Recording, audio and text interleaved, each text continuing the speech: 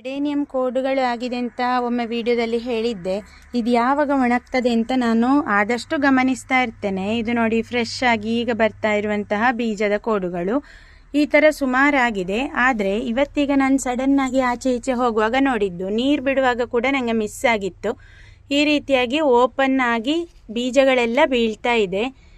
ಇದನ್ನು ಕೊಯ್ದುಕೊಂಡು fresh ಆಗಿರುವಾಗಲೇ adenium ಬೀಜಗಳನ್ನು ಹಾಕ್ಕೊಳ್ಬೇಕು. ಇದು ಆಲ್ರೆಡಿ ಕೆಳಗೆಲ್ಲ ಬಿದ್ದೋಗಿದೆ, ಬೇಗನೆ ಗಾಳಿಯಲ್ಲಿ ಹಾರಿ ಬಿಡ್ತದೆ.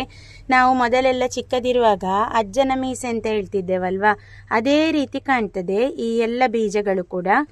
ಎಷ್ಟು ಬೀಜಗಳಿದೆ ಅಂತ ನೋಡಿ, ಒಂದು ಕೋಡ್ನಲ್ಲಿ ಇಷ್ಟು ಬೀಜಗಳಿರ್ತದೆ.